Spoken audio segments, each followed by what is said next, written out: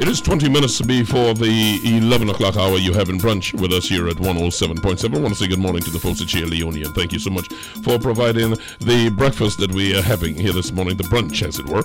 Former National Security Minister is our guest. He is Mr. Gary Griffith. We are talking about a number of issues left in the area of policing. But you mentioned the discussions you had with New York City Police Commissioner Bratton, and he talked about adequately compensating police officers. I think one of the things that's inimical to the best feeling of importance and recognition of the importance is the question of how you go about promotions. I mean, we have had an acting police commissioner for over 8 years.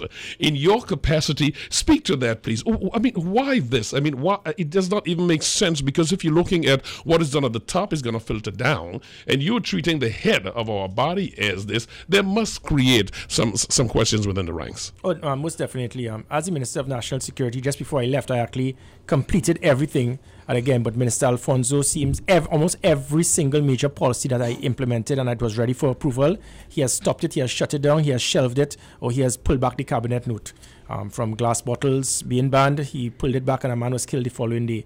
Army camp being moved from Tetron. So it has all happened. And again, going back to what was the question was the 8 years. Right, the 8 years. Again, it was a simple procedure. What we have done, the Alliance of Independence, we have a major national security policy that we'll be bringing out shortly.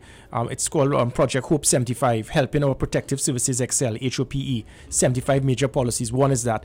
And I did all the homework. There are 8 steps towards appointing the Commissioner of Police. And it was put in a way to ensure that it would not be politicized. But the first 4 steps, it is ridiculous. Step 1 has to do with trying to do an advertisement to find a company that would try to advertise to get a commissioner for applicants. Step 2 is when you do that, you shortlist those companies and interview those companies. Step 3 is that company will then send out applicants. And step 4 is that they will then shortlist the applicants to send to the Police Service Commission. We are still at step 1 because after several years, because they cannot find a proper company that will be able to do the advertisement to appoint a commissioner of police. That is ridiculous. What we have recommended is that you remove the first 4 steps. You go straight to step 5. Let the Police Service Commission, as done in other countries, that body, they will then do the advertisement. They will shortlist the officers, and they will move forward. When you get to step 5 to step 8, it takes 2 weeks. So we can get a commissioner of police appointed within weeks, which is our recommendation. This was given to Minister Alfonso. He seems not to really be to run 100 meters in 10 flat. So this has also been shelved. Nothing is going to happen. And this again is the unfortunate situation where there's poor management and poor leadership. You have to measure performance to improve the police service. If those things are not done, you will get this situation.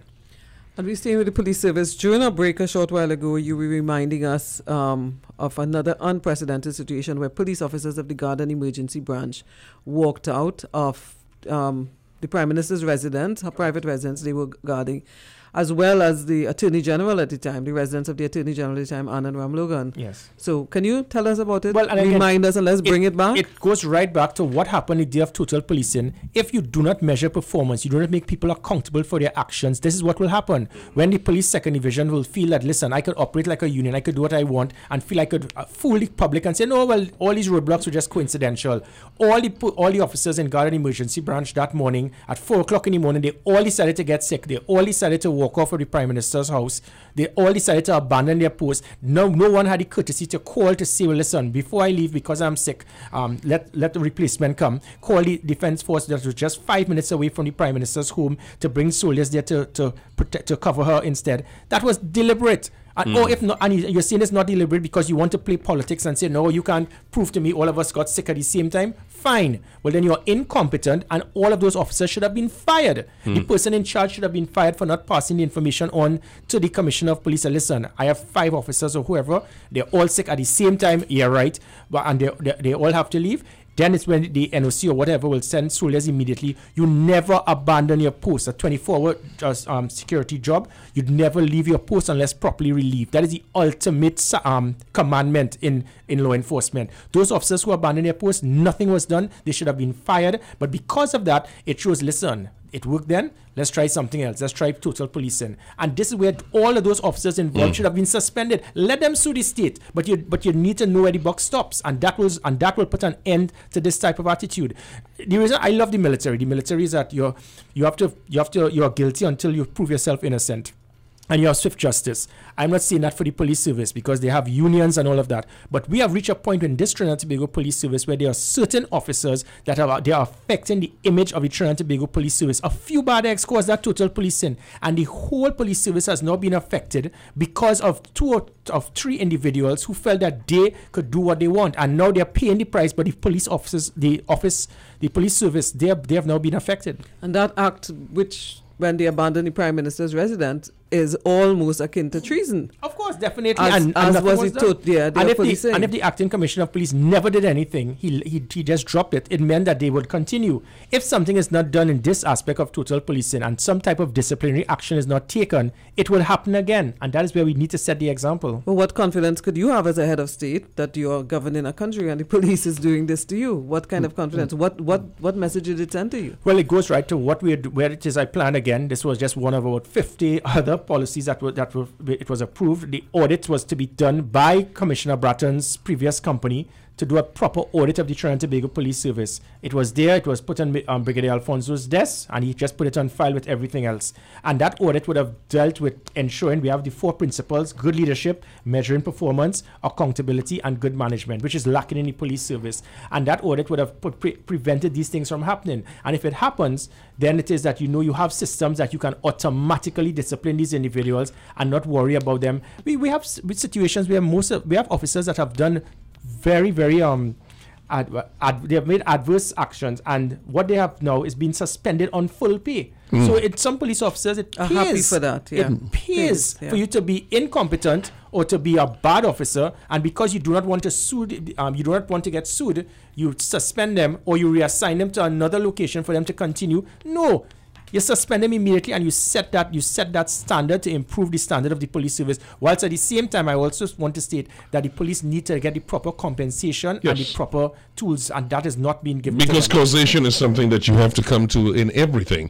As a former national security minister, you know that if you're looking at your essential service, this is your protection, and you allow a situation of wage dispute or any dispute particularly promotion was one of them that was just recently sort of cleared up. And this goes over a protracted period, you are creating problems.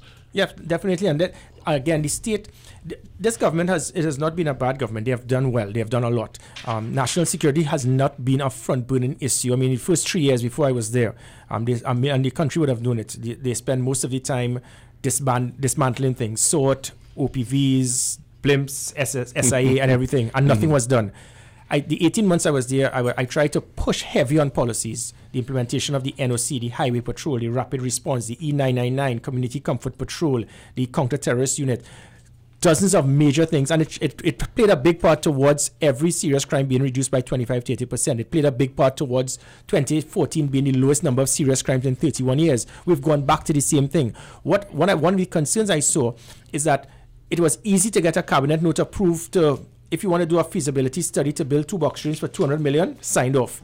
If I try to get 2 police officers to go to Virginia to do an intelligence course for $100,000, the Minister of Foreign Affairs, Minister of Finance, and that's a factor. He would say, Gary, why are we spending all this money for national security? $100,000 to send 2 men to train. They see that as being a cost. But hundreds of millions to build a box train on top of a box train, it's a sign off. And it shows the concern that you keep talking on the platform the importance of national security, but you don't have it when you get into cabinet. Everything, I mean, the UAVs and helicopters, which are critical towards our border protection, it was signed, approved. It has now been shelved since I left. The dormant vessels, it was shut down after I left. I had to plead with the Prime Minister. Even from a political standpoint, you shut down these dormant vessels, you'll have nothing in the water after 5 years. So it goes right back to the police service. If you go in the logs, the Commissioner of Police, they say, listen, we want something to improve our technology for $2 million. Minister, why put 50,000? They need to get... So he just put a drop in the vote So the police could not approve anything because they did not have the funds for it. So but for us to improve our police to the standard we have seen in other countries, you have to spend. The average cost in your budget for national security in most developed countries is from 12 to 14 or 15%. Trinidad and Tobago is less than 1%. All we spend, most of our budget in national security is just salaries and maintenance of buildings. But what we needed to improve technology, UAVs, helicopters, armored personal carrier vehicles. We tried to purchase a vehicle. People in the cabinet will tell me why it is we spending $500,000 to protect the soldiers for any police. But you put them in the back of a pickup, the 4 of them get killed, it's going to cost the state $4 million in compensation, $4 million each for those killed in the line of duty. And we shouldn't be looking at dollars and cents to protect soldiers and police officers. But that is what I was trying to get. If you want national security to be frontline, put your money where your mouth is. Penny wise and pound foolish is what you just described. But when Brigadier Alfonso was here in April last month, he was saying that armored vehicles are going to be in the country. No, he's not. June. He's dropped. Everything has dropped. He does not know what is going on. Well, he told us it was going to get here by June. It's not. Because it's nowhere near. And trust me on that. He does not know what is happening. Armored vehicles, UAVs, helicopters, hovercraft, the special units I spoke about, all of the major policies to ensure that this country could be locked down and to bring down crime, has all been shelved. I mean, even something as the army camp. The army camp in Tetron Barracks is a disaster waiting to happen. You don't put your support battalion in an area that is one road in and one road out. We had extensive discussion. In 1990, had the JAMA done their homework, and if they were properly trained, you shut off that artery, you shut off that supply, it meant that all the ammunition and stuff could not get back to the troops out front. Approval was made by the previous administration for that army camp to move to Chaguanas. It will also assist in securing our energy sector. As soon as I left, that 500 acres of land was taken by Minister Devon Maraj for farmers. When he was fighting it while I was there, I said, it is critical, the soldiers need to be there. And his justification is, well, if you don't plant food, how do you eat? And that is the level of intelligence I had to deal with in people understanding national security. As soon as I left, Minister Alfonso turned his back and allowed the 500 acres of land to be removed so the army camp stays in Tetron Barracks. Because every single thing that I have done, every policy I could call it all, is about 35 odd. It has all been shelved and dropped, including the armored personnel carriers. Okay, and he's in all fairness to him, to what he said, he told us that he didn't turn his back per se, but that he didn't know that it was there, and when he finally found it out, he realized. That's not true. I briefed him on every single thing. I briefed him. I have the documents. I went to the meeting. Every single thing was there. For him to say he didn't know, we've spoken about it. That has been on the headline news for months about armored personnel carriers. So it means that the same way that he got up late about the total policing, he's certainly getting up late to say that he didn't know about these armored personnel carriers. Okay. Sorry, Bishop. I know you're getting ready. Just growing silently, one of your initiatives would have been Community Comfort Patrol. Was it one of your initiatives? Yes, it was. How people don't know much about it in terms of it's not out there public, but it's doing a fair share of work. Can you... And again, the Comfort Patrol, similar to the Highway Patrol and the Rapid Response, this has all also been has fallen flat. The concept of the Community Comfort Patrol is that what I realized, again, doing homework with Mayor Giuliani, is that there's a difference with the reduction in crime and the taking away the perception and fear of crime. Even though homicide has gone down by 25% since in the last 5 years, every serious crimes have gone down. There's one less serious crime every hour in this country in comparison to 5 years ago. Every hour there's one less murder, rape, kidnapping, car theft, armed robbery. Every hour for every day for every month for last year in comparison to 2009. From 22,000 serious crimes, it went down to less than 11,000. However, by saying that, as the Commissioner of Police continues to do, it doesn't make people feel safe. It is a difference. In New York City, it was the same thing. Homicide went down by 53% and serious crime by 61%, but the citizens didn't feel safe. It is a different type of policy. So what I did as well, I started pushing heavy emphasis on high visibility, which is why, again, while I was there, we put the GPS on the vehicles. It was monitored by the NOC. So if 4 police vehicles we see parked up and we know they're supposed to be patrolling, one in Chaguanas, one in Baikuva on the highway, we could call and say, why are your cars parked up? So we started putting accountability. We started measuring performance so that you will drive along Solomon Hochoy. Every 2 minutes, you will see a police vehicle heading in the opposite direction on either side. Same thing with the Community Comfort Patrol. Heavy visibility. Friday night on Pt.3 Avenue, you would have been seeing police vehicles there passing with the lights on. I said, put on the lights. People started complaining and saying that they blame me, that the lights are too bright, the sirens are too loud. Have you ever been in Times Square at 2 o'clock in the morning? You can't, every couple seconds you hear it. There's a reason for that. And again, the Comfort Patrol is based on doing that. Now it has fallen flat. Some of these vehicles are nowhere to be found. They're not in the area of responsibility. They're not being measured. They're not being checked on the screen to ensure. And again, unfortunately, it has to do with leadership. I'm not knocking it, but the Community Comfort Patrol is not doing as much as it should, similar to the Rapid Response, similar to the Highway Patrol. We need to get back and start demanding that those things work. It was all working through the National Operations Center, which now has gone into automatic mode. At the end of the day, the perception is really important. I, for 12, 15 years, worked 4 blocks away from Times Square and know exactly of what you speak. You can imagine people telling you that you're seeing the blue lights are too bright and you're hearing too many sirens. I prefer to have been criticized for doing too much than for doing too little. But Bishop, before you head there, therefore, people of Trinidad and Tobago, you are hearing that Mr. Gary Griffith is taking responsibility for all those loud sirens that you're hearing. I can live with that. I can live with that. And blame me for it, yeah. But again, it is bad. As I always say, I prefer to have left office being criticized for doing too much than for doing too little. But isn't it abused? Because you're coming down in traffic on mornings and you hear a siren. And good point. Yeah, they're coming through. And this is amazing. And when I asked, there was a minister I told her to, he said, Gary, these police officers, the sirens are too loud and they are frustrating us. So I said, well, here now. So if it is that you're going to Times Square or downtown Miami and you hear that, you know what he said? Well, that is New York. This is Trinidad. So in other words, it is okay and acceptable for the police to do their job and to take away that perception and fear of crime there. But here, my personal view is that I feel the police officer is just driving fast to go and pick up his girlfriend or to drop his children to school. And that is where they have to take away this concept. When the police officers put on their siren, what we started doing, Sharmain, is that through the GPS, every police vehicle that will break the speed, we can monitor through the NOC if that police vehicle is going over the speed limit.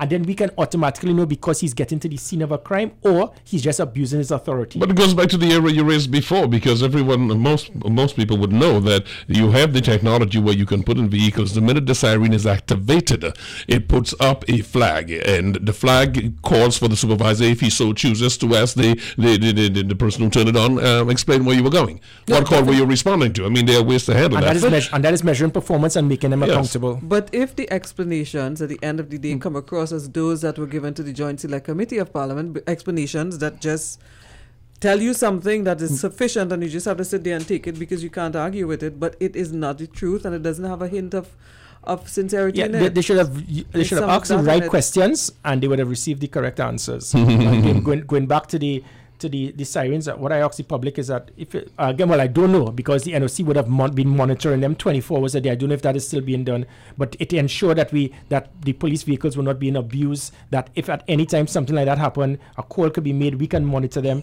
But because of the E999 system that was initiated, I pushed the E999 to ensure that as soon as someone makes a call, remember years ago, you make a call to the police station, there are no vehicles, no one answers the phone. That changed.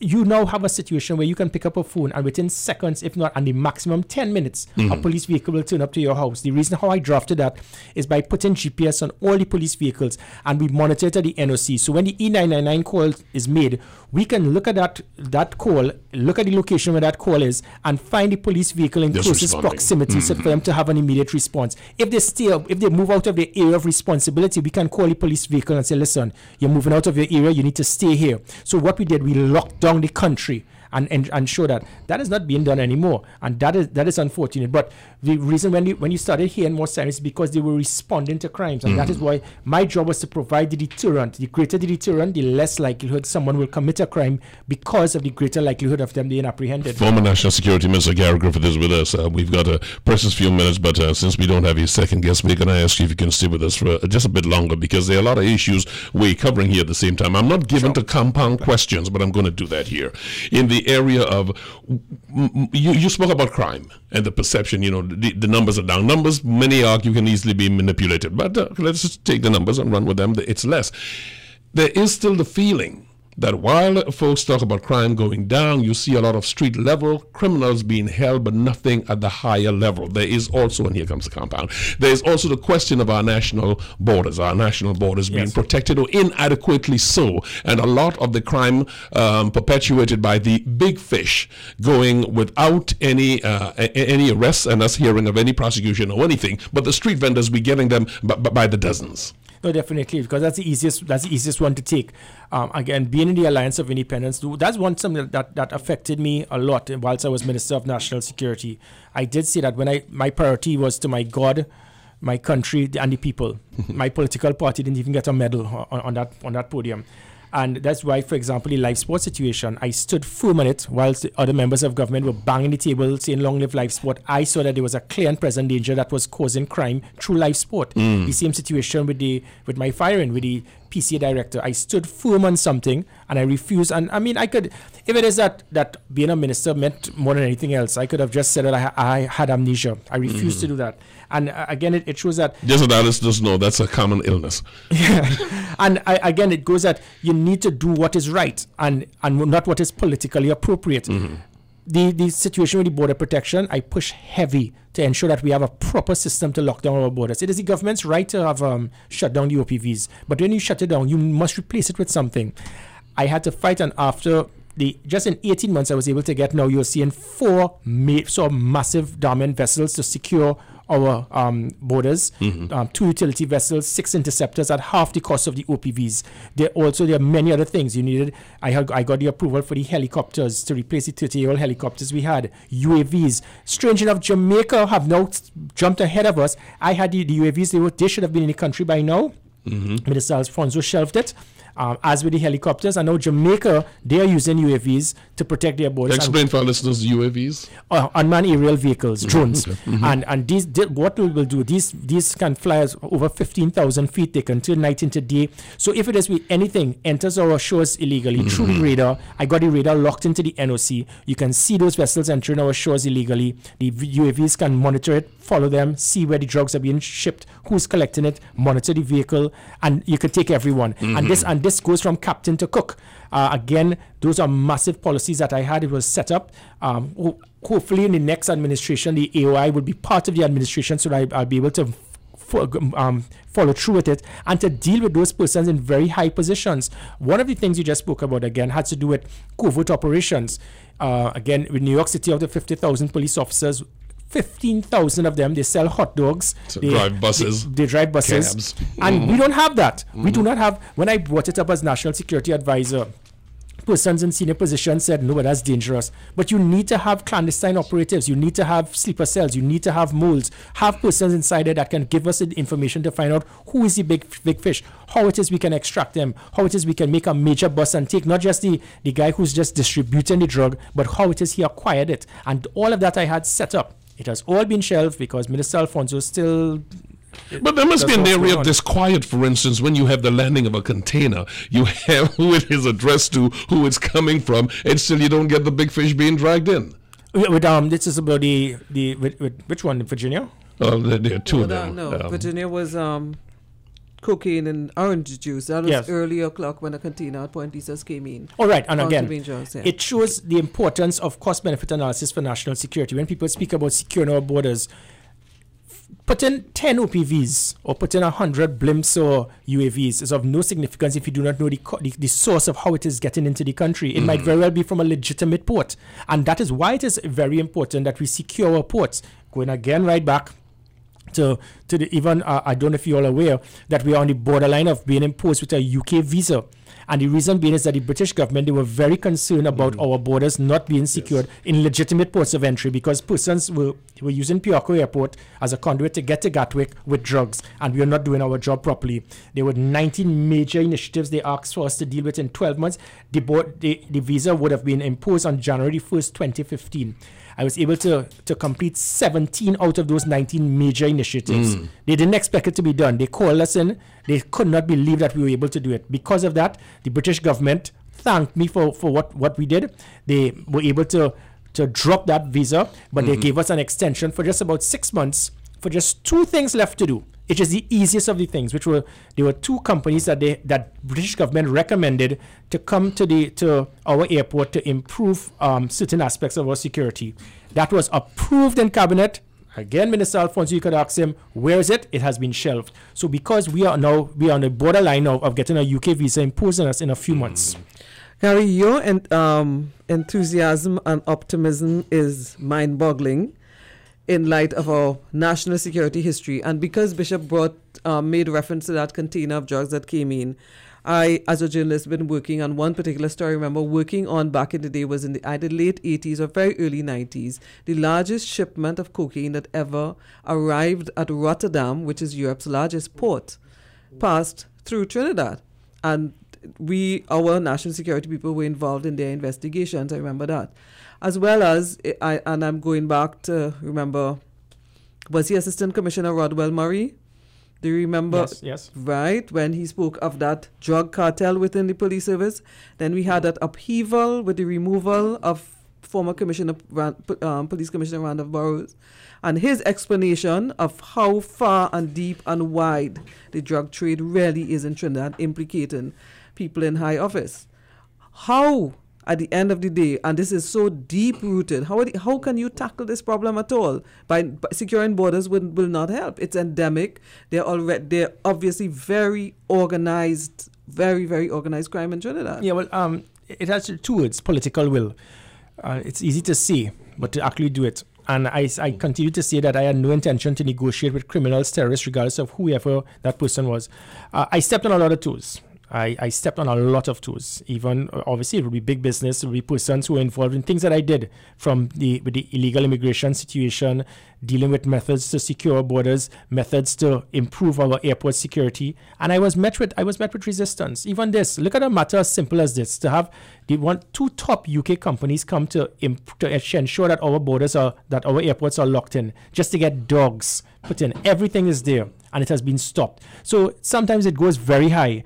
My position as the Minister of National Security then, and when the AOI becomes part of the next government, I intend to continue that pattern. I do not care the toes that I step on. I have a job to do. I had a job to do then, and I want to continue that process. It is not difficult, Sharmain. I mean, I could give you an example. Whilst I was there, the SSA with the unit, I forgot the name, there's an external unit, they were able to assist in the seizure of 300 million US in cocaine that was actually going off to the Canaries, working with the British government and the French. And there was another one for $250 million. But that's off outside of our waters. After it came out of Trinidad and our waters and was trying to head to Europe. And this hardly ever makes the news because cocaine trafficking is as rampant as it has ever been. But we were commended by the British government because of what it is we did.